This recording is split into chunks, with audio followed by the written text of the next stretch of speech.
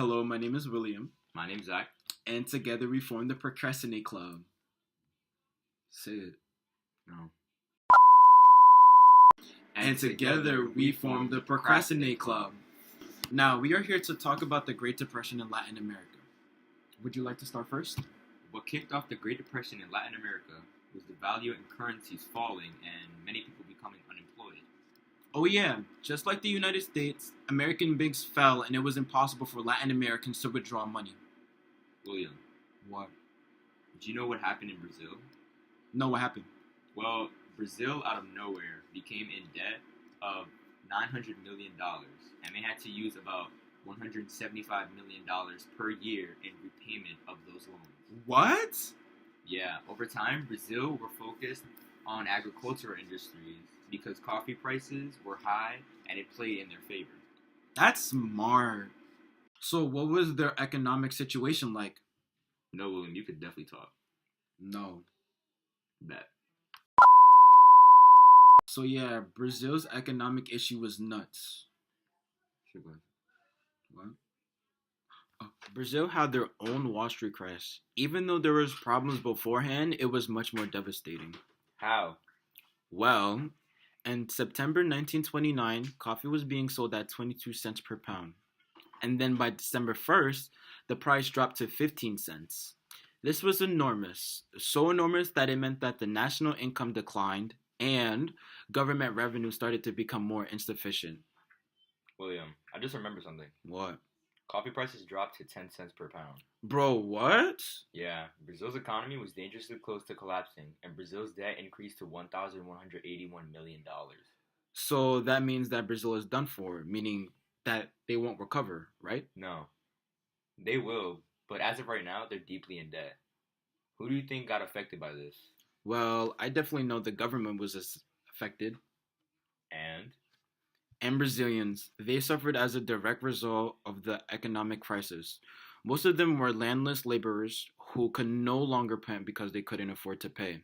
Yeah, I wonder how people got paid though. the people that stayed in their job were often unpaid for months at a time. Yikes. Just like anywhere, there were political issues that took place during the Great Depression. Such as?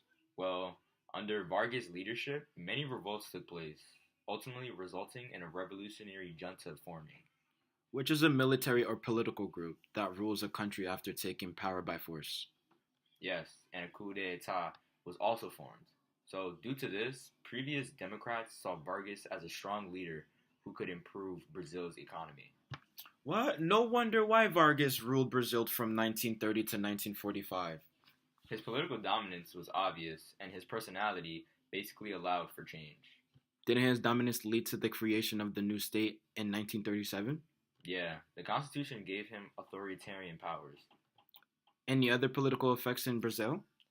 More effects took place in places like Argentina, such as protectionist policies. Which is? They were basically policies used to keep their farmers solvent. This led to an imbalance of trade and a fall in the value of cash crops. Businesses were also forced to lay off workers, which created high unemployment in the cities. All in all, a mix of conservatives and socialists formed a coalition called the Concordians, which ruled Argentina from 1941 to 1943.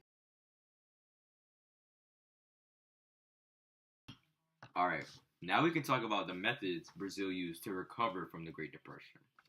So tell me, what were some of the approaches they had used towards the crisis? Well, the first thing they had to do is government regulation to stabilize the local economy. What else? I'm not saying all that. I'm not either. A few moments later. Another method they used to recover the Great Depression was to use import substitution and industrialization. It was to encourage the creation of homegrown industries to replace Latin American dependence on firing manufactured goods. Yeah, so in many cases, the policies led to a rapid recovery. Also, financial reforms of the 1920s included the creation of central banks and regulatory institutions with clearly defined rules. Yeah, ultimately, these policies brought Latin America out of the Depression, but the issues of class and race that had plagued the region since independence remained and were in fact heightened by the economic crisis. That's right. But wait, what did Vargas do to help Latin America get out the depression?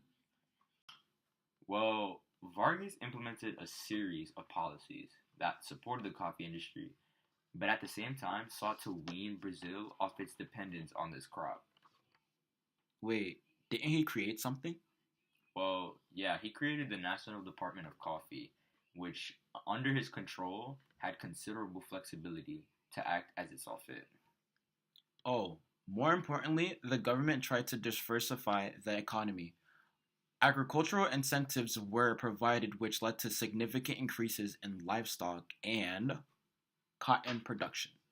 Yeah, Sao Paulo planters diversified their crops and limited coffee production so that they could farm other crops. Oh, yeah!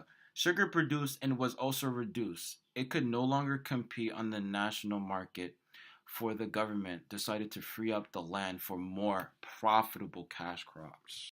Well, that's a relief. And that was it. Thanks for joining the Procrastinate Club. Deuces. Yo, you want to get upset?